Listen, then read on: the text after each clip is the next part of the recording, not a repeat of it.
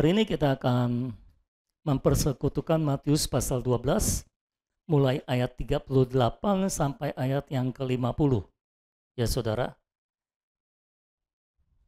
ini adalah akhir dari pasal 12. Mulai minggu depan kita akan masuk kepada pasal 13. Pasal yang seringkali banyak orang ingin mengetahuinya, pasal 13. Karena itu bicara tentang rahasia kerajaan sorga. Tapi hari ini mari kita selesaikan pasal 12 dari kitab Matius ini. Kalau saudara perhatikan di dalam Alkitab saudara, bahannya saya sudah share di grup. Kalau ada yang tidak ada di grup, tolong saudara yang mengetahuinya bisa share ke mereka bahannya. Pasal 38 kalau saudara perhatikan mulai ayat 38 sampai pasal 12 mulai ayat 38 sampai 50 ada 3 perikop di situ, ada 3 judul di dalam Alkitab saudara. Pertama judulnya tanda Yunus, kedua kembalinya roh jahat, dan yang ketiga judulnya Yesus dan sanak saudaranya. Tapi semuanya kita akan rangkum dan saya beri judul tanda yang Tuhan Yesus berikan yang harus kita perhatikan. Tanda dari Tuhan Yesus yang harus kita perhatikan.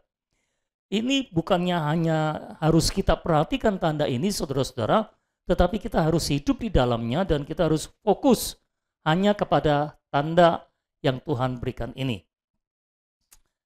Ayo kita membahasnya satu demi satu.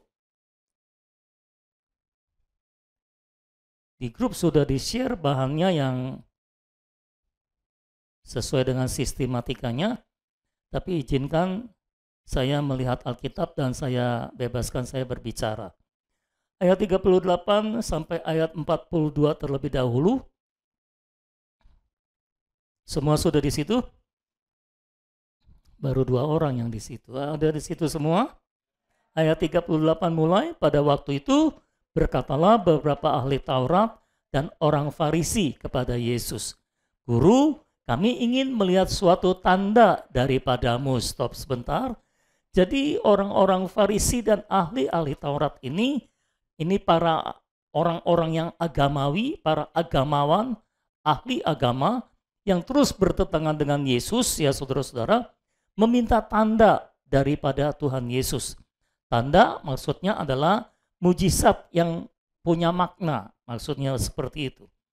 Kita perhatikan jawab Yesus ayat 39, tetapi jawabnya kepada mereka, "Angkatan yang jahat dan tidak setia ini menuntut suatu tanda." Perhatikan baik-baik saudara-saudara, ketika Tuhan Yesus bicara tentang orang Farisi dan ahli Taurat, seringkali Tuhan Yesus memberikan julukan-julukan tertentu kepada mereka. Saudara boleh perhatikan julukan-julukan yang Tuhan berikan kepada mereka dan boleh dikumpulkan. Berapa minggu yang lalu kalau nggak salah, Tuhan menyebut mereka keturunan ular beludak. Masih ingat itu? Ya, Tuhan menyebut mereka keturunan ular beludak atau anaknya iblis gitu kira-kira saudara. Tetapi kalau kita perhatikan baik-baik, orang-orang agamawi memang menjadi musuhnya Tuhan, dan kalau mereka menjadi musuhnya Tuhan, berarti mereka adalah keturunan iblis. Dan sekarang Tuhan menyebut mereka sebagai angkatan yang jahat dan tidak setia. Wow. Angkatan yang jahat dan tidak setia. Itu julukan Tuhan kepada orang Farisi. Mungkin orang Farisi bingung. Kemarin kita dibilang keturunan ular beludak, sekarang kita disebut angkatan yang jahat dan tidak setia. Ini maunya apa kira-kira saudara? Tuhan berkata angkatan yang jahat dan tidak setia ini menuntut suatu tanda. Tetapi kepada mereka tidak akan diberikan tanda selain tanda Nabi Yunus. Jadi Tuhan hanya memberikan satu tanda kepada mereka, yaitu tanda Nabi Yunus. Tuhan tidak akan memberikan tanda yang lain. Tuhan hanya memberikan tanda Nabi Yunus. Maksudnya apa tanda Nabi Yunus? Ayat 40, "Sebab seperti Yunus tinggal di dalam perut ikan 3 hari 3 malam, demikian juga anak manusia akan tinggal di dalam rahim bumi 3 hari 3 malam. Jadi ini mengacu kepada kematian dan kebangkitan Tuhan Yesus. Karena Tuhan Yesus tinggal di rahim bumi ketika dia mati selama 3 hari 3 malam. Sama seperti Yunus tinggal di dalam perut ikan 3 hari 3 malam. Jadi tanda yang Tuhan Yesus maksudkan, yang Tuhan Yesus berikan kepada orang-orang Yahudi, karena orang Yahudi selalu menuntut tanda, orang Yunani selalu menuntut hikmat, kata Rasul Paulus. Jadi Tuhan berikan satu tanda, yaitu tanda Nabi Yunus. Maksudnya apa? Tanda Nabi Yunus adalah tanda kematian dan kebangkitan Tuhan Yesus. Sama seperti Yunus tinggal di perut ikan 3 hari 3 malam, maka Tuhan Yesus juga akan tinggal di dalam rahim bumi selama 3 hari 3 malam. Jadi tanda yang Tuhan berikan kepada orang-orang yang menuntut tanda, itu Tuhan berikan satu, yaitu kematian dan kebangkitan Tuhan. Perhatikan baik-baik, ada banyak orang menuntut mujizat ini, mujizat itu untuk terjadi dalam hidup mereka. Mereka menuntut tanda yang berupa mujizat ini dan mujizat itu, berbagai mujizat. Tapi ketahuilah, mujizat yang paling besar di dalam dunia ini adalah kematian dan kebangkitan Tuhan Yesus. Mujizat yang paling bermakna dalam dunia ini adalah kematian dan kebangkitan Tuhan Yesus. Karena tanpa kematian dan kebangkitan Tuhan Yesus, kita tidak ada di sini, saudara-saudara. Itu sebabnya Tuhan memberikan tanda Nabi Yunus, yaitu tanda yang merupakan kematian dan kebangkitan Tuhan Yesus. Waktu itu Tuhan Yesus belum mati dan bangkit. Jadi ini berupa nubuatan sebetulnya dari Tuhan kepada orang Farisi dan ahli Taurat, bahwa Tuhan akan mengalami kematian selama 3 hari 3 malam, tapi setelah 3 hari 3 malam, dia akan bangkit dari antara orang mati, saudara-saudara. Itulah tanda yang Tuhan berikan kepada orang-orang yang mencari mujizat. Dan semua orang yang mencari mujizat seharusnya berfokus kepada tanda ini. Tanda Nabi Yunus, yaitu kematian dan kebangkitan Tuhan Yesus. Ayat 41. Pada waktu penghakiman, orang-orang Niniwe akan bangkit bersama angkatan ini dan menghukumnya juga. Sebab orang-orang Niniwe itu bertobat setelah mendengar pemberitaan Yunus, dan sesungguhnya yang ada di sini lebih daripada Yunus. Amin. Tuhan Yesus lebih daripada Yunus, saudara-saudara. Pada waktu itu setelah Yunus ada di dalam perut ikan 3 hari 3 malam, lalu ikan memuntahkannya ke kota Niniwe, dan setelah dalam tanda kutip, setelah bangkit dari perut ikan itu, saudara-saudara, ya, Yunus berkhotbah kepada orang-orang Niniwe, dan orang-orang Niniwe itu bertobat. Di sini Tuhan Yesus mau menyinggung orang Farisi dan ahli Taurat juga. Orang Niniwe itu melihat tanda Nabi Yunus, mereka bertobat. Tapi kamu ketika melihat tanda kematian dan kebangkitanku, kamu mungkin tidak bertobat. Jadi orang Niniwe nanti akan menghukummu juga. Tuhan berkata seperti itu. Sebetulnya ketika Tuhan berkata, tanda yang akan diberikan adalah tanda Nabi Yunus, satu sisi yang lain Tuhan berharap ketika dia mati dan bangkit, orang-orang Farisi dan ahli Taurat itu akan bertobat seperti orang-orang Niniwe. Tetapi kenyataannya setelah Tuhan Yesus mati dan bangkit pada hari yang ketiga, mereka tidak juga bertobat. Karena hati mereka sudah keras, menebal, saudara-saudara.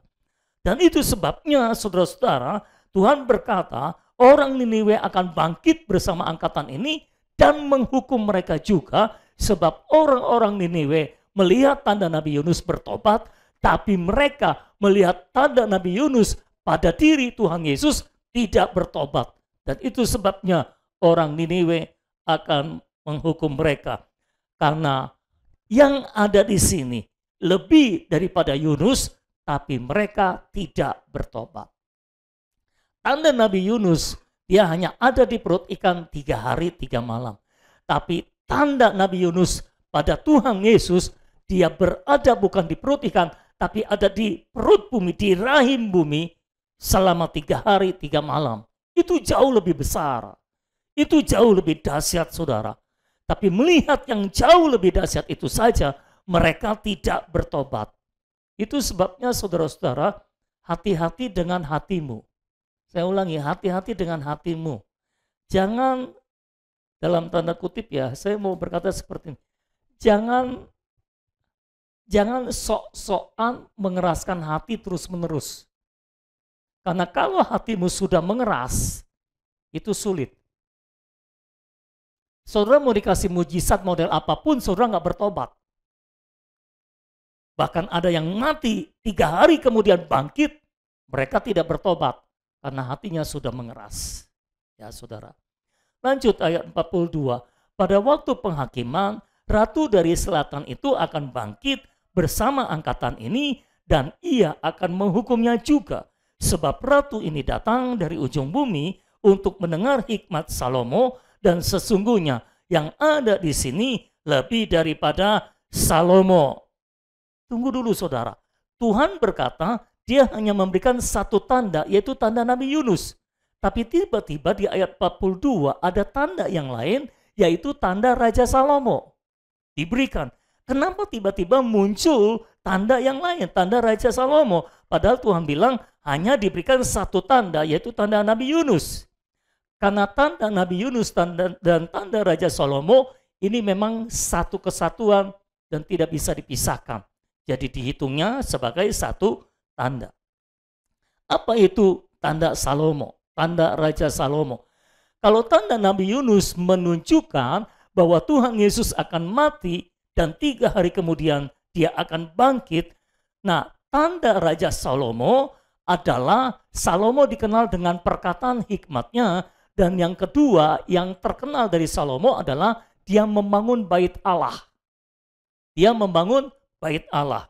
Jadi Salomo, salah satu pekerjaan yang luar biasa yang dilakukan oleh Salomo adalah pembangunan bait Allah.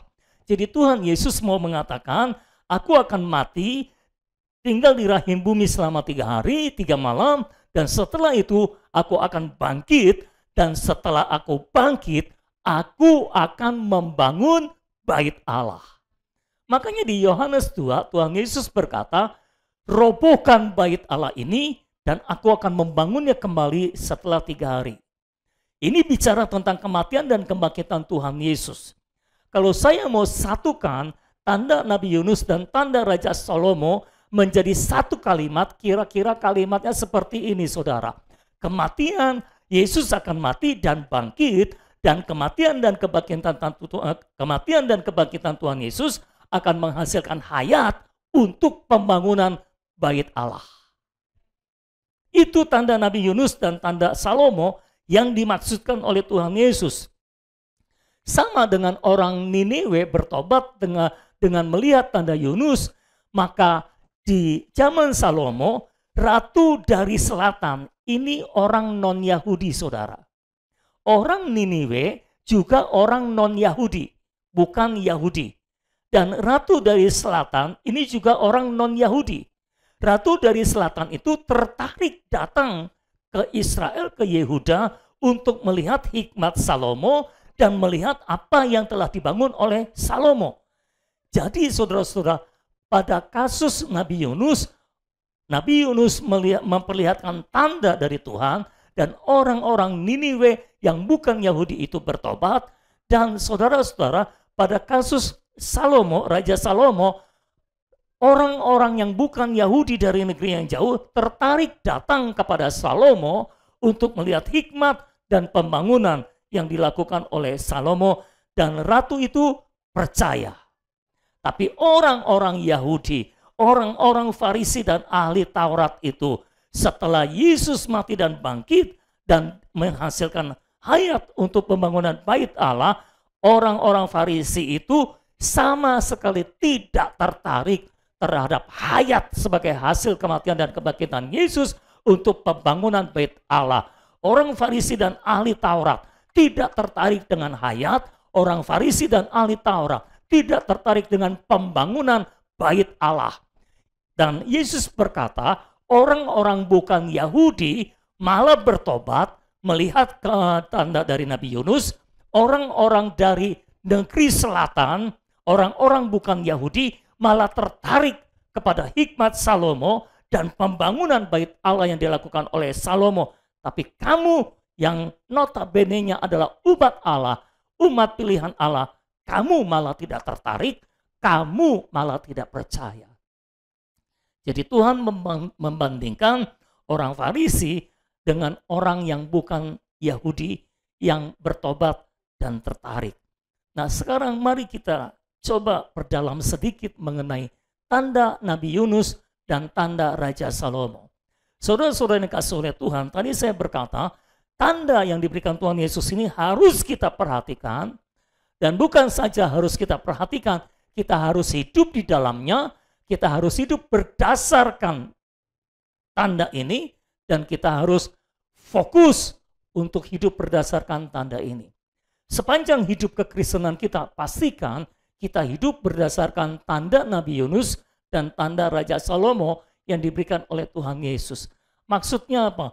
Kita harus perhatikan, kita harus fokus, kita harus hidup di dalamnya, kita harus hidup berdasarkan apa yang diberikan tanda itu, saudara-saudara, yaitu Yesus mati dan bangkit untuk menghasilkan hayat demi pembangunan bait Allah.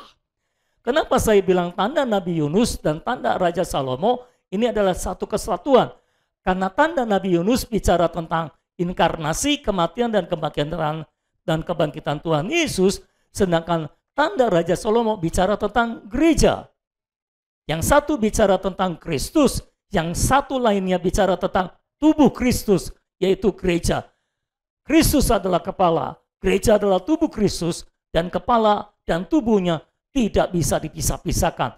Itu sebabnya Tuhan berkata, aku hanya memberikan satu tanda, yaitu tanda Nabi Yunus, tapi akhirnya berujung pada tanda Raja Salomo. Karena gereja adalah perluasan dari Kristus, perluasan hasil dari kematian dan kebangkitan Kristus yang menghasilkan hayat, lalu gereja adalah orang-orang yang mewarisi hayat Kristus yang dihasilkan dari kematian dan kebangkitan Kristus. Itu sebabnya semua kita tidak terkecuali harus memperhatikan tanda ini. Kita harus hidup berdasarkan kematian dan kebangkitan Kristus yang menghasilkan hayat. Dan kita harus fokus dan hidup berdasarkan gereja. Karena Tuhan berfokus untuk membangun gereja. Amin, saudara-saudara. Saudara menangkap apa yang saya sampaikan? Jadi tanda ini sangat penting bagi kita. Tanda Yunus dan tanda Salomo kita harus perhatikan baik-baik. Yang satu bicara tentang kepala, apa yang dikerjakan oleh kepala. Dan yang kedua bicara tentang perluasan dari kepala, yaitu tubuhnya, yaitu gereja, saudara-saudara. Jadi setiap hari kita harus hidup berdasarkan Kristus dan penebusannya. Dan yang kedua berdasarkan gereja. Kita harus hidup di dalam Kristus dan di dalam gereja. Itu sebabnya kita semua ada di sini karena kita mau hidup di dalam gereja dan kita semua mau terlibat di dalam pembangunan gereja tubuh Kristus bersama-sama dengan Kristus. Perhatikan kalau saudara baca kitab Injil Matius, Markus, Lukas, Yohanes, sepanjang kehidupan Yesus, Yesus hanya tertarik kepada penebusannya dan gereja. Ya saudara, ketika Tuhan Yesus mengajar, berkhotbah, tujuannya adalah pembangunan gereja atau pembangunan kerajaan sorga. Karena gereja adalah realitas dari kerajaan sorga. Nah saudara-saudara yang dikasihi oleh Tuhan, kalau saudara perhatikan, ketika Tuhan Yesus bernubuat, dia juga selalu bernubuat yang berhubungan dengan kematian dan kebangkitannya dan pembangunan gereja. Catat baik-baik, Tuhan Yesus tidak pernah bernubuat sesuatu yang tidak ada hubungannya dengan penebusan dan gereja. Dengan penebusan dan pembangunan gereja. Tuhan Yesus selalu berkhotbah dan bernubuat yang berhubungan dengan penebusan dan pembangunan gereja.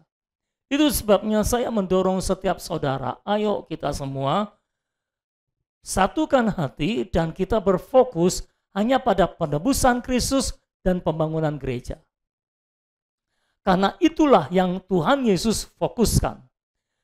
Kalau dia adalah kepala, dan kita adalah tubuhnya, maka kita harus menuruti kepala. Betul ya saudara ya? Karena semua perintah dari kepala. Ketika kita menundukkan diri di bawah sang kepala, maka kita akan mencapai isi hatinya dan melaksanakan isi hatinya. Tuhan hanya berfokus, Tuhan hanya konsentrasi kepada dua hal, penebusan dan pembangunan gereja. Kita sebagai tubuhnya harusnya sama. Kita harus berfokus kepada dua hal ini, yaitu penebusan Kristus dan gereja. Setiap hari dalam kehidupan kita, ayo kita hidup berdasarkan penebusan Kristus. Ketika saudara datang ke hadapan Tuhan, bagaimana caranya saudara datang kepada Tuhan? Bagaimana caranya saudara datang ke hadapan Tuhan? Saudara harus membawa tanda Yunus dan tanda Salomo. Saudara harus datang ke hadapan Allah berdasarkan pengorbanan Kristus, berdasarkan penebusan Kristus. Karena saudara-saudara, di hadapan Allah hanya satu pribadi yang benar, yaitu Kristus. Jangan coba-coba datang ke hadapan Allah, saudara membawa kebenaranmu sendiri. Nggak laku di hadapan Allah. Nggak diterima di hadapan Allah. Satu kali Tuhan Yesus memberikan kisah, ada dua orang datang ke bait Allah dan berdoa. Yang satu orang Farisi, yang satu pemungut cukai, orang berdosa. Dikenal sebagai orang berdosa.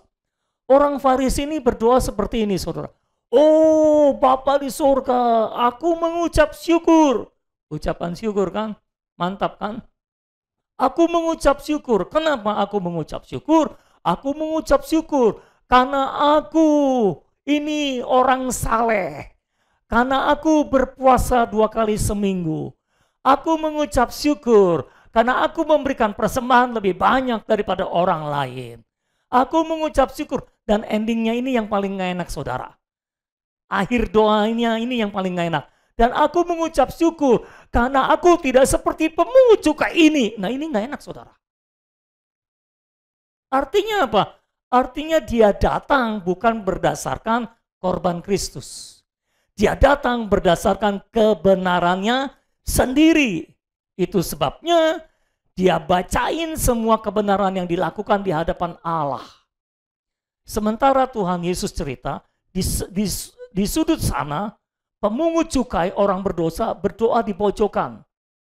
Kalau orang berdosa doanya di pojokan, saudara. Minder dia mungkin. Dia doa di pojokan dan dia berkata sambil pukul-pukul dadanya, oh Tuhan ampuni aku orang berdosa. Dan Tuhan berkata, pemungut cukai ini pulang dengan dibenarkan. Sementara orang Farisi tidak dibenarkan. Tidak ada seorang pun dibenarkan karena melakukan hukum Taurat. Tidak ada seorang pun dibenarkan karena dia melakukan hal-hal yang benar. Saya ulangi, tolong buka telinga saudara baik-baik. Kita tidak pernah dibenarkan karena kita melakukan kebenaran. Kita dibenarkan karena kita menerima Yesus sang kebenaran. Alkitab jelas berkata, nggak ada satupun orang dibenarkan karena melakukan hukum Taurat. Maksudnya apa melakukan hukum Taurat? Melakukan kebenaran. Melakukan semua hukum Tuhan. Jadi tolong sadari, kita tidak pernah dibenarkan karena kita melakukan hal-hal yang benar. Kita hanya dibenarkan karena kita memiliki Kristus sang kebenaran. Kalau saudara mengenakan Kristus sang kebenaran, engkau dibenarkan. Tapi kalau engkau tidak mengenakan Kristus sang kebenaran, walaupun engkau setiap hari melakukan hal-hal yang benar, setiap detik bahkan engkau melakukan hal yang benar, engkau tetap tidak dibenarkan. Karena tidak ada seorang pun di dunia ini yang bisa dibenarkan Allah karena melakukan hal-hal yang benar. Jangan berkata kepada saya, kalau gitu kita nggak perlu melakukan hal-hal yang benar dong. Nah ini yang ngomong kayak gini orang berdosa, perlu doa di pojokan seperti orang pemungut cukai tadi, saudara. Itu sebabnya kalau saudara baca dalam Alkitab, ada dua baju yang perlu kita miliki. Yang pertama adalah baju Kristus sebagai kebenaran kita pakai pada awal pertobatan kita diselamatkan, kita dibenarkan. Ini baju kebenaran namanya. Baju yang kedua adalah baju pesta. Karena kalau saudara memasuki pesta perjamuan kawin, tapi saudara tidak memakai baju pesta, saudara diusir keluar. Saudara harus punya satu baju baju kebenaran lah, katakanlah gitu. Yang kedua baju pesta. Baju pesta ini bicara tentang baju yang pertama, ya saudara. Baju yang pertama bicara tentang kita menerima Kristus sang kebenaran sehingga kita dibenarkan oleh Allah. Oke? Kita dibenarkan oleh Allah. Tapi untuk memasuki perjamuan kawin anak domba, kita nggak cukup pakai baju yang pertama ini. Kita harus pakai baju yang kedua, baju pesta. Baju pesta menurut Wahyu ini adalah perbuatan kebenaran. Jadi baju yang pertama, kita mengenakan Kristus sebagai kebenaran kita, lalu kita dibenarkan di hadapan Allah. Oke? Baju yang kedua adalah kita mengenakan Kristus sebagai kebenaran harian kita memperhidupkan Kristus sebagai kebenaran kita, sehingga hasil dari kita memperhidupkan Kristus, kita melakukan hal-hal yang benar seperti yang Kristus lakukan. Jadi kebenaran yang kita lakukan berasal dari Kristus yang kita perhidupkan, bukan karena kita melakukan hal yang baik berdasarkan hayat alamiah kita. Tapi ini adalah keluar dari Kristus yang kita perhidupkan sehari-hari.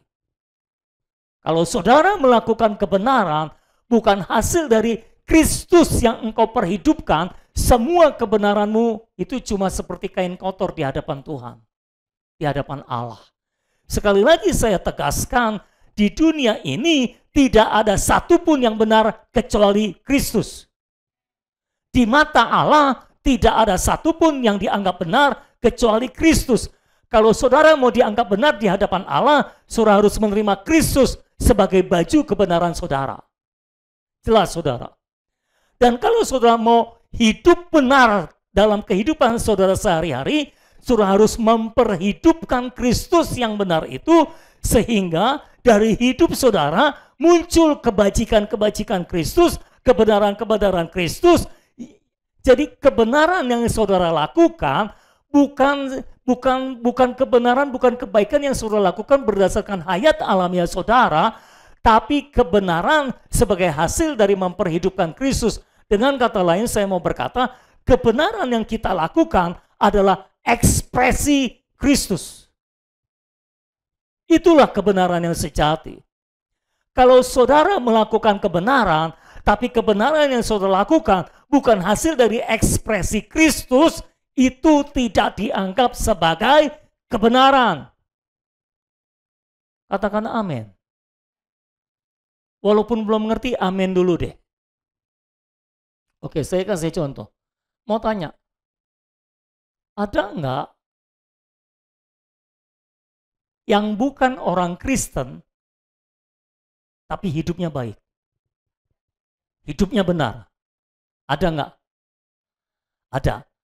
Saudara pernah ketemu enggak orang yang bukan Kristen, tapi lebih baik daripada orang Kristen?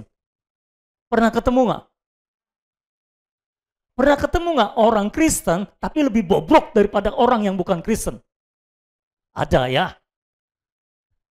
Oke. Saudara pernah ketemu orang yang bukan Kristen, belum lahir baru, belum terima Yesus, tapi hidupnya baik banget? Ada. Suka menolong. Apalagi? Lemah lembut, rendah hati. suka menolong, suka memberi. Apa lagi? Sopan, ramah, sabar. Ada orang yang nggak pernah marah loh. Kan hebat, saudara. Bukan orang Kristen tapi nggak pernah marah. Ayo. Saudara orang Kristen pernah marah nggak? Pernah ya? Aduh sayang sekali. Pernah marah. Mau tanya, orang yang belum lahir baru itu tiap hari melakukan kebaikan, tiap hari melakukan kebenaran. Apakah dia orang benar?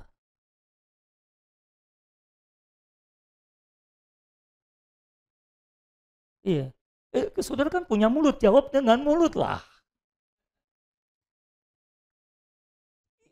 Itu orang benar atau bukan?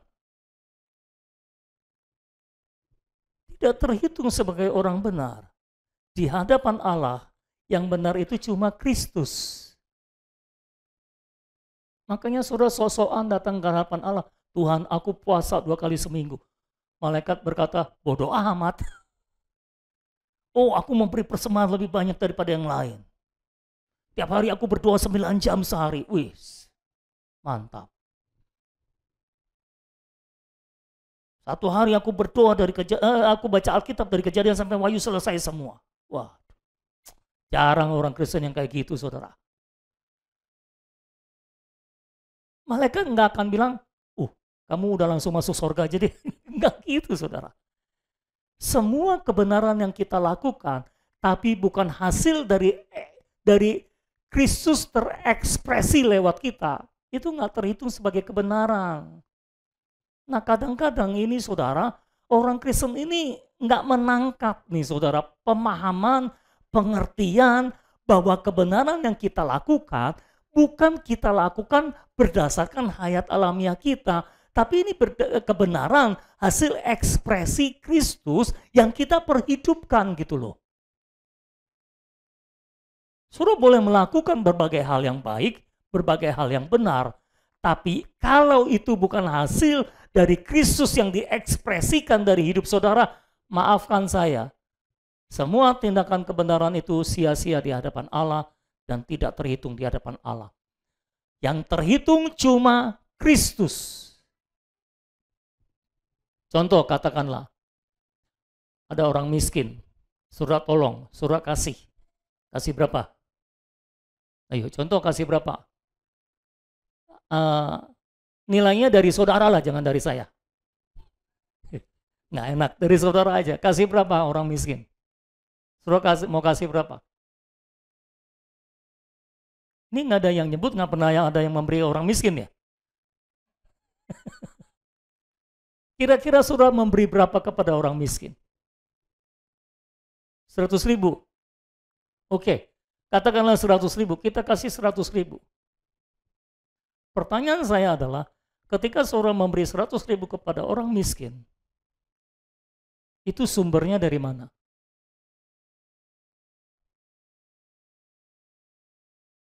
Apakah karena saudara orangnya memang kasihanan? Jadi kalau ngelihat orang miskin bawaannya kasihan aja gitu saudara. Kadang-kadang lihat orang, mukanya kayak orang miskin, udah langsung jatuh kasihan saudara. Walaupun belum ketahuan orang miskin atau enggak, mukanya kayak orang miskin udah kasihan. Nah ada orang-orang yang secara alamiah memang sosialnya tinggi. Ya, itu sebabnya memberinya rajin. Kalau memberi royal banget.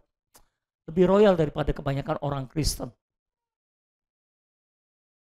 Tapi pertanyaannya, ketika dia memberi, ini ekspresi Kristus atau ekspresi dirinya? Kalau itu adalah ekspresi dirimu, itu tidak terhitung sebagai kebenaran. Maafkan saya harus terus terang. Mungkin saudara akan kecewa dan berkata, ya selama ini nggak terhitung dong. Ya memang. Makanya saudara harus paham sungguh-sungguh apa yang dikatakan oleh Alkitab gitu loh saudara. Saya harap semua terbuka, bukan saja telinganya tapi hatinya. kebenaran seperti ini sangat sulit diterima oleh orang-orang agamawi. Sangat sulit. Karena mereka sangat menghargai perbuatan mereka. Apa yang mereka lakukan.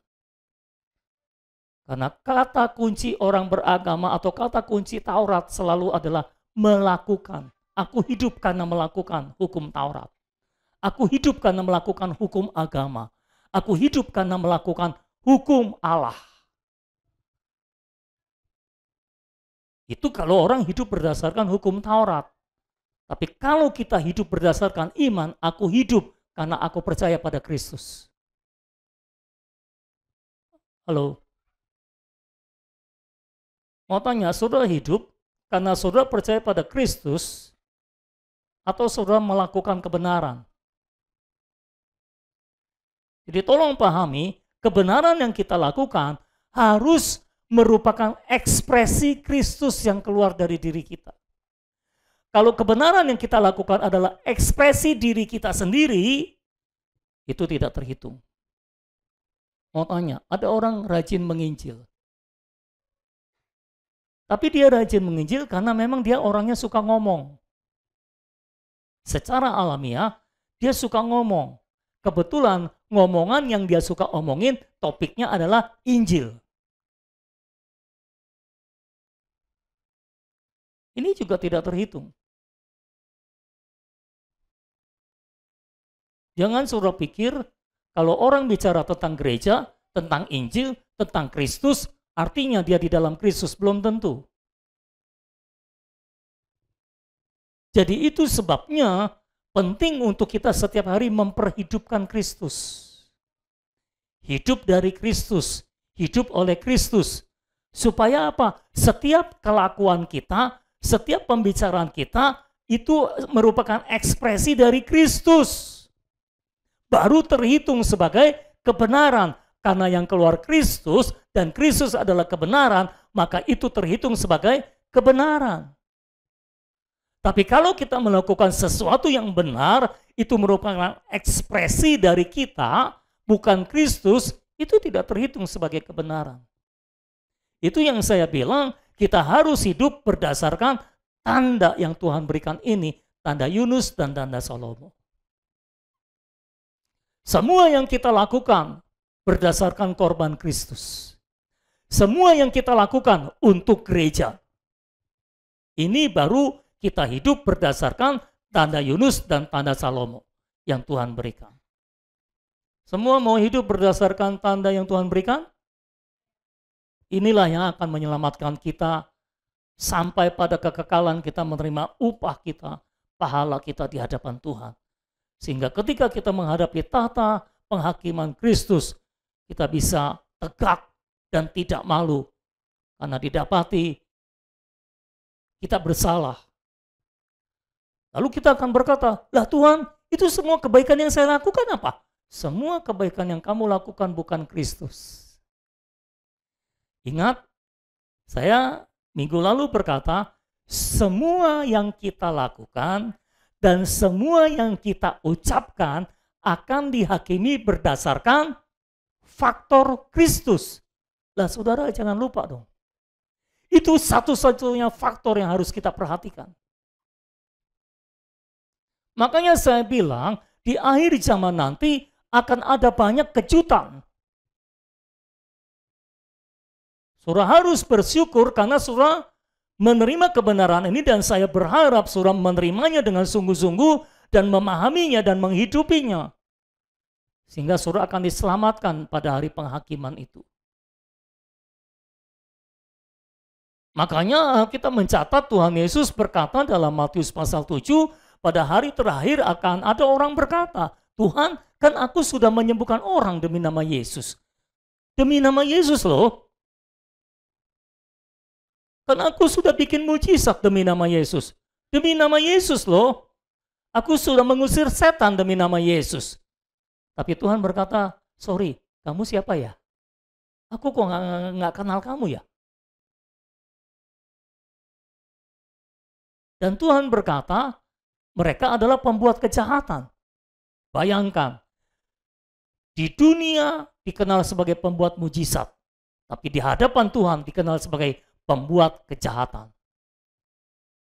Kenapa bisa begitu? Karena mereka melakukan semuanya walaupun di dalam nama Yesus. Tapi tidak ada Kristus di sana. Itu sebabnya mereka akan dihakimi berdasarkan faktor Kristus.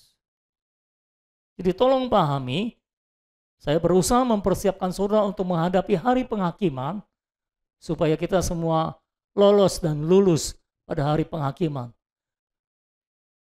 Camkan dalam pikiran dan hati saudara, yang terhitung cuma Kristus.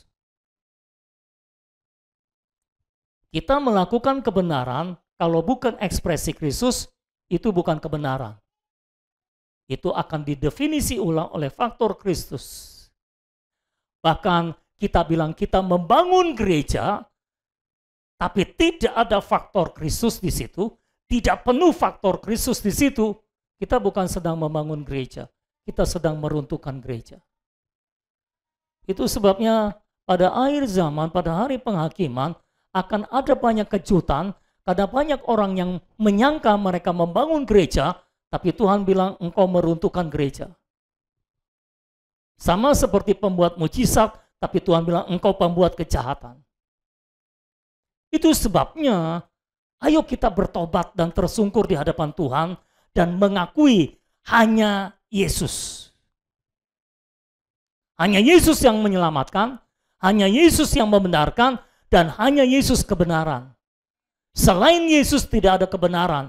Kebenaran kita di hadapan Allah sama seperti kain kotor. Tidak berlaku, tidak terhitung. Tapi kalau kita lakukan kebenaran sebagai ekspresi dari Kristus, itulah terhitung. Karena yang keluar Kristus, Allah melihat Kristus di situ. Ketika Allah melihat Kristus, Allah dipuaskan. Satu-satunya yang bisa memuaskan Allah adalah Kristus saja. Kita tidak pernah bisa memuaskan Kristus. Itu sebabnya kalau saudara mau memuaskan Allah, saudara harus hidup di dalam Kristus, dan Kristus hidup di dalammu, maka Allah akan dipuaskan. Bukan karena kita hebat, bukan karena kita rajin berdoa, bukan karena kita taat, tapi karena kita mempersembahkan Kristus yang tergarap dalam hidup kita kepada Allah, maka Allah dipuaskan. Saya berdoa saudara menangkap prinsip kebenaran ini, supaya kita bisa hidup secara tepat, sesuai dengan apa yang dikatakan oleh Alkitab secara murni. Amin, saudara-saudara. Jadi inilah tanda yang Tuhan berikan, kita harus memperhatikan, bukan hanya harus memperhatikan, kita harus hidup di dalamnya, dan hidup berdasarkan tanda ini. Setiap hari, kau harus datang kepada Tuhan, kepada Allah, berdasarkan korban Kristus. Dengar baik-baik, saudara. Jangan percaya pada kebenaranmu sendiri. Jangan percaya pada kebaikanmu. Manusia alamiah kita sudah bobrok, sudah jatuh, dan sama sekali tidak ada yang baik dari manusia alamiah kita. Saudara mau lakukan kebaikan apapun, tidak ada yang baik dari manusia alamiah kita. Satu-satunya yang baik dalam diri kita adalah ciptaan baru di dalam diri kita. Dan kita harus hidup berdasarkan ciptaan baru tersebut. Lupakan manusia alamiah kita. Manusia alamiah kita seharusnya mati. Karena kita sudah disalibkan bersama dengan Kristus. Dan kita dibangkitkan bersama dengan Kristus. Dan kita juga diangkat naik ke surga bersama dengan Kristus.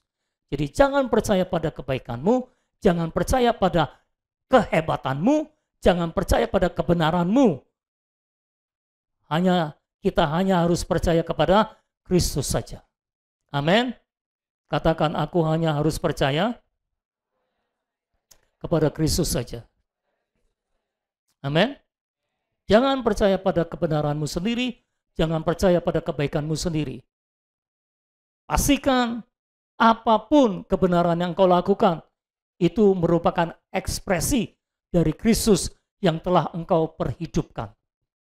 Karenanya, memperhidupkan Kristus setiap hari itu sangat penting. Karena hanya sebanyak Kristus yang telah tergarap dalam hidup kita, telah diperhidupkan dalam hidup kita, sebanyak itulah Kristus bisa terekspresi keluar lewat hidup kita. Tanpa Kristus tergarap ke dalam diri kita, tidak ada Kristus yang bisa keluar dari diri kita. Amin, saudara-saudara. Jadi sebanyak Kristus yang kita kerjakan untuk tergarap ke dalam diri kita, sebanyak itulah Kristus yang bisa keluar dari diri kita, dan kita akan dihakimi berdasarkan Kristus yang di dalam dan yang keluar dari diri kita. Amin, saudara. Begini, semua orang yang belum lahir baru akan dihakimi berdasarkan mereka tidak memiliki Kristus. Betul, saudara. Mereka tidak memiliki Kristus, otomatis mereka masuk lautan api. Selesai. Mereka mengalami kematian kekal di dalam roh, jiwa, dan tubuh mereka di dalam lautan api. Betul? Sama seperti kita akan diselamatkan dalam roh, jiwa, dan tubuh kita secara penuh, mereka juga akan binasa kekal, akan dihukum kekal secara roh, jiwa, dan tubuh di lautan api. Mereka dihakimi berdasarkan tidak ada Kristus dalam mereka. Dan kita akan dihakimi berdasarkan Kristus yang ada di dalam kita. Apakah saudara bisa menangkap apa yang saya sampaikan? Nanti kita akan perlengkapi setelah khotbah dalam persekutuan selanjutnya. Oke? Tapi saya harap saudara bisa menangkap ini dengan segenap hati saudara. Karena inilah yang akan menyelamatkan saudara. Kita diselamatkan dari lautan api karena kita menerima Kristus. Dan kita diselamatkan dari penghakiman Kristus untuk menerima pahala atau hukuman berdasarkan Kristus yang ada di dalam kita. Berapa banyak Kristus yang tergarap ke dalam kita? Berapa banyak Kristus yang kita bisa hasilkan keluar dari hidup kita? Berdasarkan itulah kita akan dihakimi. Amin? Oke. Lanjut ke ayat 43 sampai 45. Judulnya adalah kembalinya roh jahat. Kisah ini semacam perumpamaan yang Tuhan Yesus berikan untuk menyinggung orang Yahudi, untuk menyinggung ahli Taurat dan orang Farisi, saudara-saudara. Ahli Taurat orang Farisi adalah orang yang merasa benar sendiri, orang yang merasa sudah melakukan banyak kebenaran dari diri sendiri. Mereka merasa mereka bukan orang sakit, jadi mereka tidak memerlukan tabib. Mereka merasa mereka ini orang sehat, jadi nggak perlu Kristus. Coba kita baca ya, ayat 43 sampai 45. Apabila roh jahat keluar dari manusia, ia pun mengembara ke tempat-tempat yang tandus mencari perhentian, tetapi ia tidak mendapatnya. Jadi orang-orang Farisi dan ahli Taurat merasa mereka sudah bebas dari roh jahat. Tidak ada roh jahat dalam diri mereka, roh jahat sudah keluar dari hidup mereka. Ayat 44. Lalu ia berkata, maksudnya roh jahat itu berkata, aku akan kembali ke rumah yang telah kutinggalkan itu. Maka pergilah ia dan mendapati rumah itu kosong, bersih, tersapu, dan rapi, teratur. Lalu ia keluar dan mengajak 7 roh lain yang lebih jahat daripadanya, dan mereka masuk dan berdiam di situ. Maka akhirnya keadaan orang itu lebih buruk daripada keadaannya semula. Demikian juga akan berlaku atas angkatan yang jahat ini. Ini sekaligus merupakan nubuatan dari Tuhan Yesus untuk orang Yahudi. Jadi begini saudara, orang Yahudi itu merasa roh jahat sudah tidak ada dalam diri mereka, dan mereka bisa membangun hidup mereka dengan melakukan hukum Taurat, dengan melakukan hukum Tuhan, dengan melakukan hukum agama, mereka bisa dibenarkan. Itu sebabnya Tuhan berkata, rumah mereka bersih, tersapu, dan rapi, teratur. Secara manusiawi, mereka bersih, tersapu, dan rapi, teratur. Jadi mereka itu bersih kehidupannya secara manusiawi dan rapi, teratur. Cuma masalahnya adalah kosong. Semua orang agamawi selalu merasa mereka sudah bersih, mereka sudah rapi teratur. Nggak perlu diperbaiki lagi. Mereka sudah oke, sudah bersih tersapu, sudah rapi teratur. Tapi permasalahannya adalah mereka kosong. Kenapa mereka kosong? Karena tidak menerima Kristus. Karena menolak Kristus, maka mereka kosong. Jadi saudara-saudara, bagi roh jahat, seorang itu kosong atau isi tergantung ada Kristus atau tidak di sana. Saudara. Nggak peduli betapa bersihnya saudara, rapinya saudara, tapi kalau roh jahat melihat tidak ada Kristus di sana, engkau kosong. Jadi saudara, bagi roh jahat, nggak masalah bersih dan rapi. Masalahnya kosong atau isi. Jadi jangan dikira orang-orang baik di luar sana, orang-orang baik tanpa Kristus adalah orang-orang yang bersih dan rapi tapi kosong. Karena kosong, roh jahat bisa masuk ke dalamnya. Oke? Jadi roh jahat masuk ke dalam atau keluar itu tidak dipengaruhi oleh bersih atau kotor, oleh rapi atau kacau balau.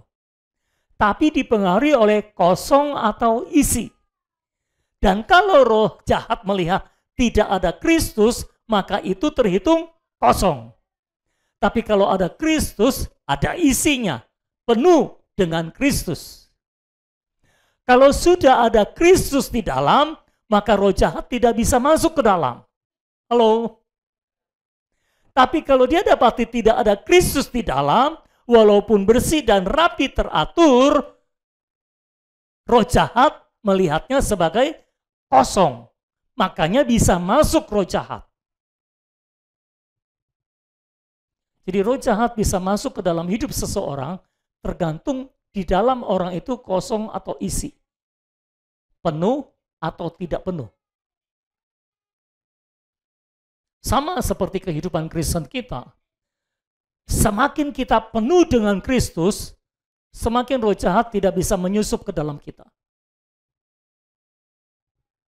Nah, orang Yahudi, orang-orang agamawi itu berpikir dengan mereka melakukan kebajikan mereka, dengan mereka melakukan hukum Tuhan, hukum Taurat, hukum agama, mereka ini sudah bersih, sudah rapi teratur, tidak akan dimasuki oleh roh jahat.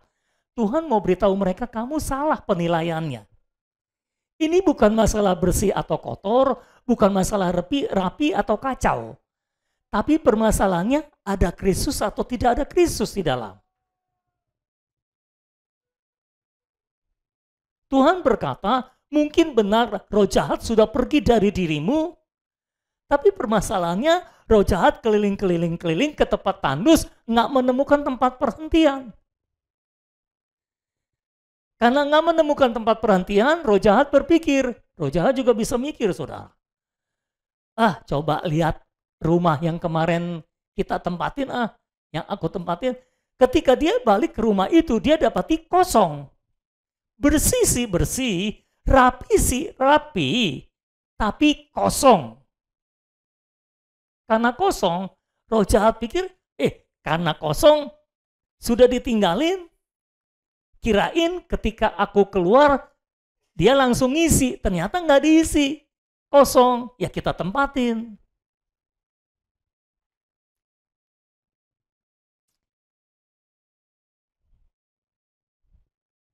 Ya, saudara. Tapi roh jahat ini ketika kembali ke rumah yang pernah ditempatinya, dia nggak mau masuk sendirian. Dia ajak 7 roh jahat lain yang lebih jahat untuk masuk. Berarti masuklah dia. Dan Tuhan bilang, makanya keadaan orang itu akan lebih jahat daripada sebelumnya. Ini adalah nubuatan untuk orang-orang Yahudi. Kamu menolak aku. Kamu mungkin merasa kamu bersih. Kamu merasa kamu rapi, teratur. Masalahnya kamu kosong. Karena kamu tidak diisi oleh aku. Dan karena kamu kosong, roh jahat yang mungkin pernah meninggalkan kamu akan kembali dengan 7 roh jahat yang lebih jahat dari sebelumnya, maka keadaanmu akan lebih jahat. Dan itulah keadaan orang Yahudi sampai sekarang ini. Mereka tetap merasa bersih, tersapu, dan rapi teratur sampai sekarang ini. Tapi mereka masih menolak Yesus. Dan itu sebabnya keadaan mereka lebih jahat dan makin jahat.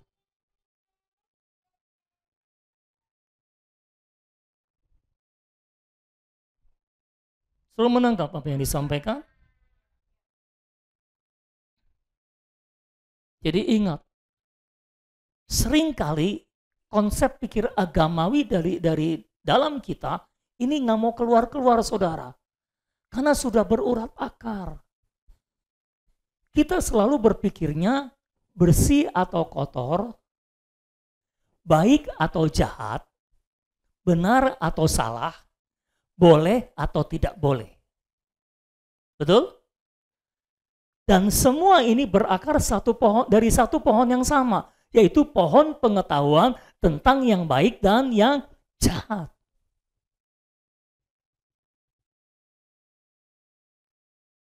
Itu sebabnya, ayo, semua konsep pikir agamawi itu disingkirkan gitu loh. Ini bukan masalah benar atau salah, baik atau jahat, boleh atau tidak boleh, bersih atau kotor, rapi atau kacau. Ini masalah Kristus atau bukan Kristus. That's it. Sederhana, saudara. Selama saudara terus hidup berdasarkan benar atau salah, baik atau jahat, boleh atau tidak boleh, saudara sulit hidup berdasarkan Kristus. Singkirkan pohon pengetahuan, pastikan kita makan dari pohon hayat. Maka pola pikir kita tentang benar atau salah, boleh atau tidak boleh, baik atau jahat, akan berubah menjadi Kristus atau bukan Kristus. Kita melakukan kebaikan, pertanyaannya, ini Kristus atau bukan? Kalau Kristus, benar. Kalau bukan Kristus, salah. Walaupun yang kita lakukan adalah benar. Murid-murid Yohanes datang kepada Yesus dan bertanya, orang Farisi puasa. Murid-murid Yohanes puasa, kok murid-muridmu tidak puasa? Yesus balik bertanya, pertanyaannya, kamu puasa, tapi Kristus atau bukan? Mereka tidak puasa, tapi bersama Kristus. Kamu puasa, tapi tidak bersama Kristus. Kamu salah, yang ini benar. Jadi ini bukan soal benar atau salah, tapi Kristus atau bukan Kristus. Halo? Paham, saudara? Kalau saudara merombak konsep pikir saudara dari benar atau salah, baik atau jahat, kepada Kristus atau bukan Kristus, saudara akan mengalami perubahan. Ketika saudara menilai semua perbuatan saudara, saudara tidak akan menilai berdasarkan aku bersih, aku rapi teratur. Pertanyaannya, Kristus atau bukan? Ya, saudara. Saudara menilai orang benar atau salah. Gimana cara saudara menilai? Ya lihat aja Kristus atau bukan. Saudara pernah nggak ngobrol sama orang, orangnya kalau ngomongnya itu semua ngomongannya rohani, Alkitab. Tapi sepanjang dia ngomong yang rohani dan Alkitab, saudara tidak merasakan Kristus. Pernah nggak ngalamin kayak gitu? Artinya, orang itu bukan ngomong yang rohani. Orang itu bukan ngomongin Alkitab. Karena tidak ada Kristus di situ. Tapi Pak, yang dia ngomongin seluruhnya Alkitab. Pertanyaan saya bukan Alkitab atau bukan Alkitab, tapi Kristus atau bukan Kristus. Tapi ngomongannya semua rohani, semua benar loh Pak. Pertanyaan saya bukan benar atau salah yang digomongin, tapi Kristus atau bukan Kristus.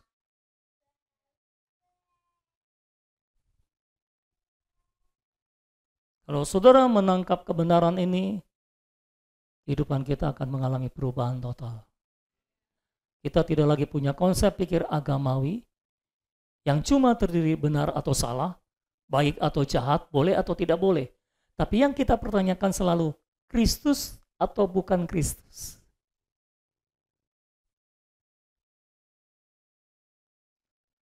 Saudara bersaksi. Saudara bersaksi. Oh, Tuhan menolong saya begini, gini. Tapi sepanjang saudara bersaksi, itu yang keluar Kristus atau dirimu.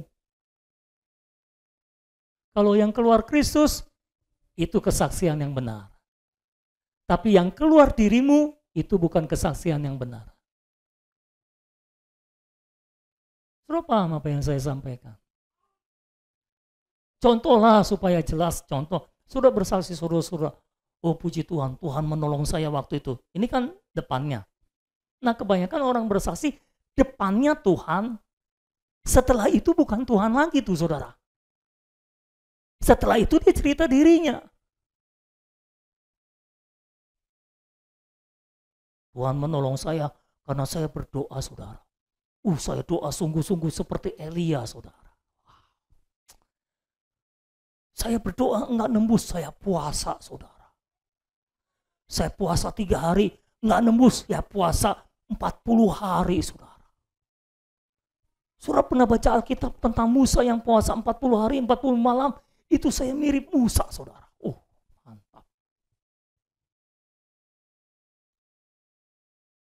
Pada akhir cerita, semua orang akan kayak cicak. Luar biasa.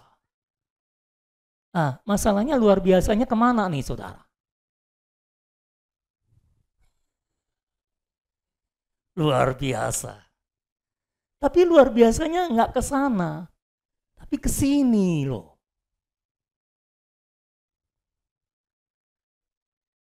Itu menunjukkan yang keluar dari diri kita bukan Kristus, tapi diri kita sendiri. Makanya jempolnya terarah ke kita.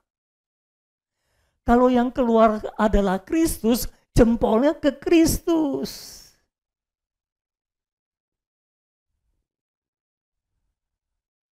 Kan kita suka ngomong, tepuk tangan buat Tuhan saudara.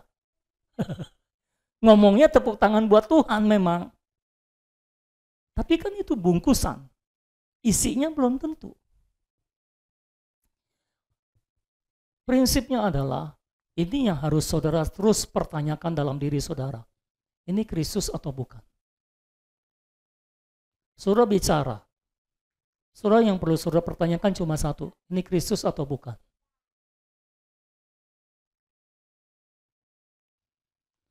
Saudara melakukan sesuatu.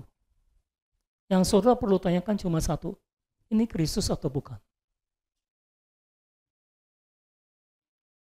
Bahkan saudara berdoa, saudara baca Alkitab.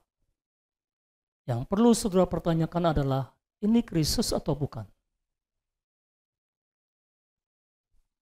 Saya harap saudara menangkap pewahyuan ini. Sehingga kita hanya hidup berdasarkan Kristus dan bukan yang lain. Kita hanya hidup untuk Kristus dan bukan yang lain. Kalau saudara berkata-kata, pastikan engkau memuliakan Kristus dan bukan yang lain.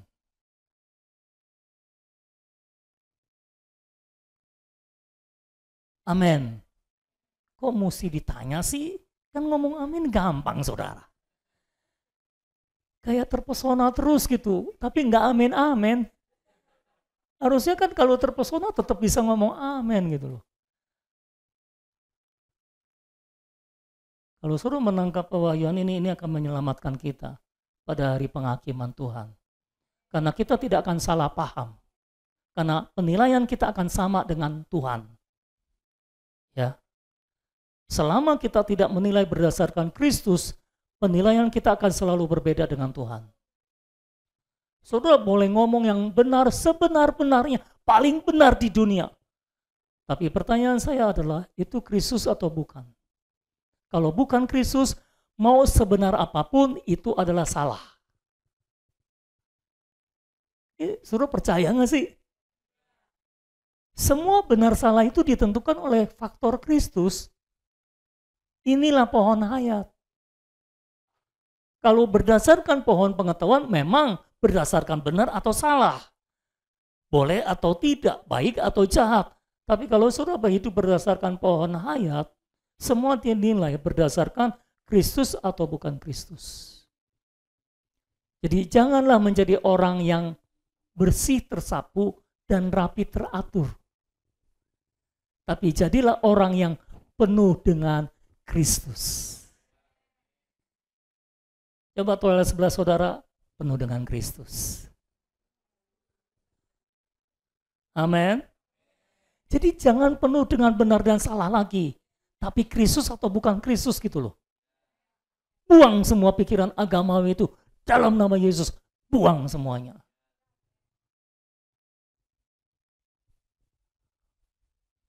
Oke.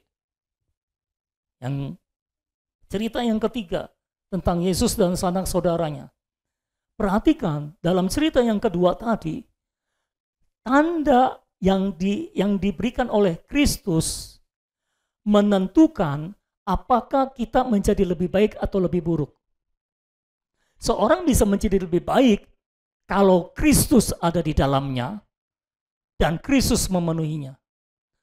Tapi kalaupun dia banyak berbuat baik tapi tidak ada Kristus di dalamnya, dia akan menjadi lebih buruk. Nah, cerita yang ketiga ini yang judulnya Yesus dan sanak saudaranya, tanda Nabi Yunus dan tanda Raja Salomo ini memutuskan hubungan alamiah dan memulai hubungan rohania. Ayat 46.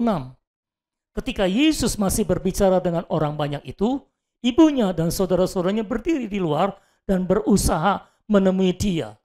Maka seorang berkata kepadanya, "Lihatlah ibumu dan saudara-saudaramu ada di luar dan berusaha menemui engkau."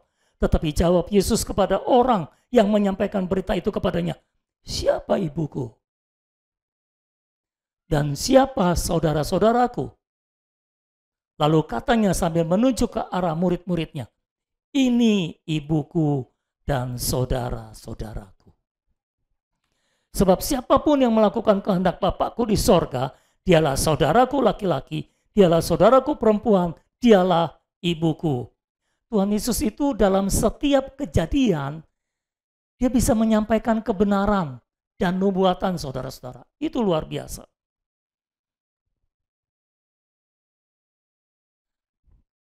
Jadi ketika Yesus masih berbicara, datang ibunya dan sanak saudaranya. Lalu orang-orang memberitahukan kepada dia, "Ada ibumu dan saudara-saudaramu di luar tuh, jemput kamu." Ini ibu dan saudara-saudara Yesus seringkali ketika Yesus lagi khotbah dijemput-jemput nih saudara. Bahkan pernah satu kali Tuhan Yesus lagi khotbah, khotbahnya lama banget, panjang banget, jauh lebih lama daripada saya khotbahnya. Lalu ibu dan sanak saudaranya jemput Tuhan Yesus, tarik Tuhan Yesus. Karena Tuhan Yesus dianggap tidak waras katanya saudara. Orang kalau khotbah lama itu belum tentu tidak waras saudara. Bisa jadi karena dia waras. Yalah saudara nggak ngerti. Lalu Tuhan berkata begini, ketika diberitahu Ibumu dan saudara-saudaramu ada di luar. Tuhan berkata, siapa ibuku? Siapa saudara-saudaraku? Lalu dia menunjuk kepada murid-muridnya, ini ibuku, ini saudara-saudaraku. Apa yang Tuhan Yesus maksudkan? Artinya, pada saat itu, dia memutuskan hubungan alamiah dan dia memulai hubungan rohania. Tanda Nabi Yunus dan tanda Salomo membuat hubungan alamiah berakhir dan hubungan rohania dengan Yesus dimulai. Karena penolakan orang-orang Yahudi. Memang orang Yahudi dipilih oleh Tuhan sebagai umat Allah.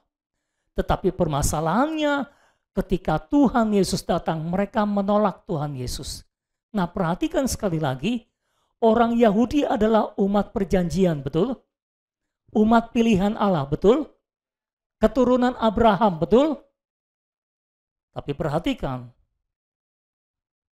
hubungan dengan Allah sebagai umat perjanjian diputus.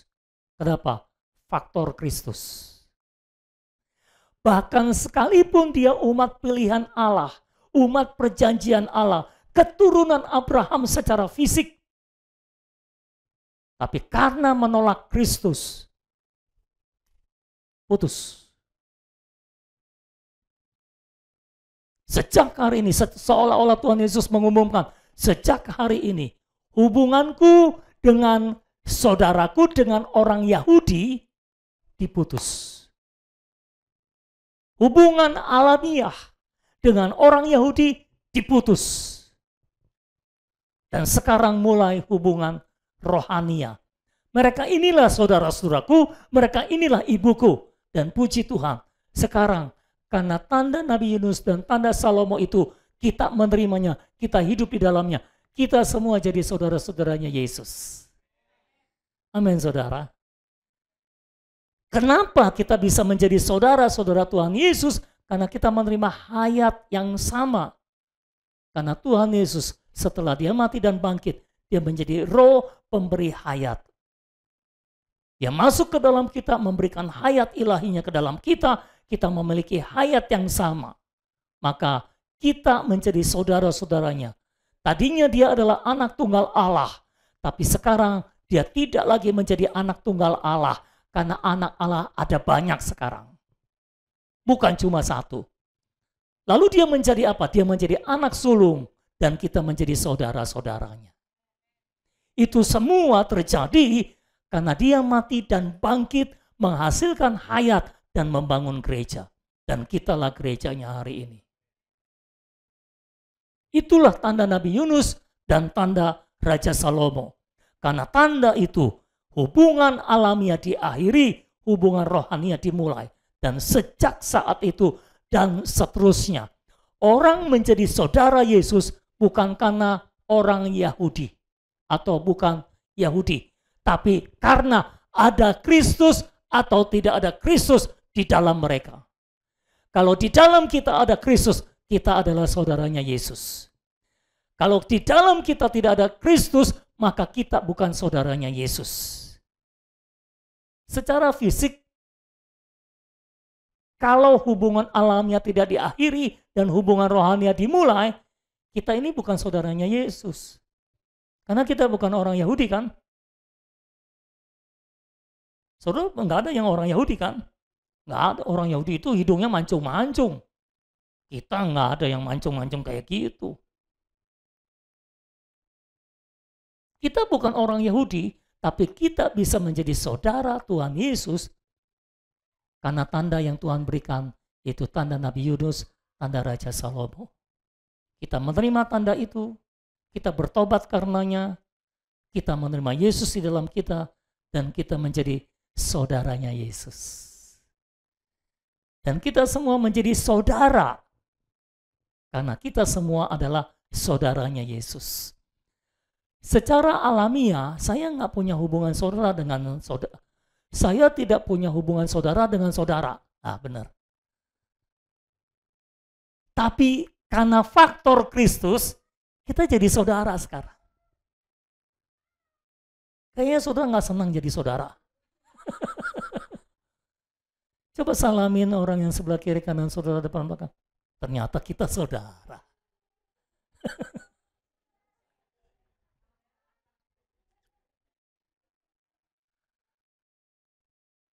Nggak sangka ya kita saudara ya. Bahkan kita saudara kembar loh. Karena kita lahirnya sama. Alkitab berkata, waktu Yesus bangkit, kita semua dilahirkan. Jadi kita lahir pada hari dan jam yang sama. Kita ini saudara kembar loh saudara. Oh, haleluya. Kasih muka yang senang dikit gitu loh jadi saudara kembar. Kita semua saudara kembar, tapi lain mukanya. Saudara kembar tapi nggak ada yang mirip. Itulah hebatnya Tuhan Yesus. Nggak ada yang mirip kok bisa jadi saudara kembar. Tapi semua itu terjadi karena Tuhan Yesus sudah mati dan bangkit dan memberikan hayat, menghasilkan hayat untuk membangun gereja. Dan sekarang kitalah gereja yang dihasilkan dari kematian, kebangkitan Yesus dan hayat yang di dalam kita. Kita bersyukur untuk hal itu semuanya. Kita menjadi saudara Yesus karena kita menerima Yesus. Karena kita hidup berdasarkan tanda Yunus dan tanda Salomo ini. Nah, kita terus menjalani kehidupan kita sehari-hari dengan tanda yang sama. Tanda Yunus dan tanda Salomo. Apa tanda Yunus dan tanda Salomo? Simpulkan dengan satu kalimat. Kristus telah mati dan bangkit untuk menghasilkan hayat guna pembangunan tubuh Kristus. Sama-sama, Kristus telah mati dan bangkit untuk menghasilkan hayat guna pembangunan tubuh Kristus. Dan kita semua ada di sini sekarang menjadi anggota tubuh Kristus, menjadi gereja Tuhan. Dan sampai sekarang tanda Salomo tetap berlangsung. Tuhan tetap membangun gerejanya dengan hikmat yang ada padanya. Dan saya percaya sekali waktu Ratu dari Selatan akan datang untuk melihat hikmat dari pribadi yang lebih besar daripada Salomo, yaitu Tuhan Yesus, untuk membangun gerejanya. Mereka akan takjub dan berkata, ini luar biasa. Bagaimana mungkin gereja bisa terbangun seperti ini? Karena gereja dibangun oleh Tuhan Yesus yang lebih besar daripada Salomo. Berapa waktu yang lalu kita sudah belajar, Yesus lebih besar daripada Daud, Yesus lebih besar daripada bait, Yesus lebih besar daripada hari Sabat. Dan sekarang kita belajar, Yesus lebih besar daripada Yunus, Yesus lebih besar daripada Salomo. Yesus lebih besar daripada segala-galanya. Karena dia memang yang terbesar. Amin. Tuhan, terima kasih buat firman Tuhan yang telah menerangi hidup kami. Tolong kami Tuhan untuk hidup di dalam terang ini Tuhan. Tolong kami Tuhan agar terang-Mu Tuhan semakin bercahaya setiap hari dalam hidup kami. Semakin kuat Tuhan. Karena kami percaya terang yang semakin kuat akan menghasilkan hayat yang lebih unggul lagi Tuhan. Kami mau bertumbuh di dalam hayat-Mu Tuhan. Itu sebabnya kami mau berjalan di dalam terang ilahi. Kami mau hidup di dalam terang-Mu Tuhan. Tolong kami Tuhan, belas kasihani kami, beri kami anugerah untuk terus hidup di dalam terang-Mu Tuhan, untuk terus bertumbuh di dalam terang-Mu Tuhan. Tolong Tuhan, supaya terang yang kami terima hari ini tidak kami lupakan, tapi kami terus hidup di dalamnya Tuhan. Kami terus hidup berdasarkan faktor Kristus. Satu-satunya pertimbangan kami adalah faktor Kristus dalam hidup kami Tuhan. Apakah kami benar atau salah, faktor Kristus yang akan menentukan Tuhan. Oh Tuhan Yesus, tolong kami Tuhan, supaya kami hidup berdasarkan faktor Kristus. Kami datang kepada Allah berdasarkan faktor Kristus. Kami tidak mau hidup berdasarkan kebenaran kami sendiri Tuhan. Kami mau hidup berdasarkan faktor Kristus. Tolong kami Tuhan, penuhi kami hanya dengan Kristus. Lingkupi kami dengan Kristus. Oh penuhi pikiran kami dengan Kristus. Dan tidak ada yang lain Tuhan. Tuhan tolong bagi beberapa orang yang belum memiliki terang, belum mengalami terang-Mu Tuhan. Kami berdoa, biarlah Engkau membuka mata mereka untuk melihat terang Tuhan. Oh Tuhan, Engkau lembutkan hati mereka Tuhan, untuk menerima terang, untuk melihat kebenaran Tuhan. Biarlah Tuhan sendiri akan bekerja dalam kehidupan setiap kami. Dan kami berdoa, biar semua roh agamawi, konsep pikir agamawi yang sudah berurat akar dalam kehidupan kami selama ini, biar itu diruntuhkan dari hidup kami Tuhan, dirobohkan dari hidup kami Tuhan. Bebaskan kami dari dunia agama yang jahat Tuhan. Oh Tuhan, bebaskan kami supaya kami hidup hanya oleh Kristus dan untuk Kristus. Terima kasih Tuhan. Kami percaya Tuhan, kami telah mati oleh hukum Taurat dan untuk hukum Taurat. Sekarang kami hidup bagi Allah. Kami telah tersalib bersama dengan Kristus. Namun kami hidup, tapi bukan kami lagi yang hidup, melainkan Kristus yang hidup di dalam kami Tuhan. Dan hidup kami yang kami hidupi sekarang di dalam daging ini Tuhan, adalah hidup karena iman di dalam anak Allah, Yesus Kristus. Tuhan yang telah mengasihi kami, Tuhan yang telah menyerahkan dirinya bagi kami. Dan kami tidak menolak kasih karunia Allah. Kami menerima kasih karunia-Mu yang membuat kami menerima hayat Allah dan membuat kami menjadi saudara-Mu ya Tuhan. Terima kasih Tuhan, karena kami menjadi saudara-Mu dan kami menjadi saudara dari semuanya. Bahkan Engkau mendefinisi ulang hubungan kami ya Tuhan. Karena faktor Kristus, kami semua menjadi saudara-saudara di dalam Tuhan. Terima kasih buat berkat-Mu yang melimpah atas hidup kami. Dan Tuhan, hamba berdoa, berkati setiap jemaat-Mu yang sudah hadir pada saat ini. Kami berdoa untuk mereka yang tidak dapat hadir pada saat ini. Engkau berkati mereka juga dan tolong supaya mereka juga menerima terang yang sama Tuhan. Kami berdoa biarlah berkat Tuhan, anugerah Tuhan tercurah atas kehidupan kami semuanya. Di dalam nama Tuhan Yesus Kristus kami berdoa, kami mengucapkan syukur.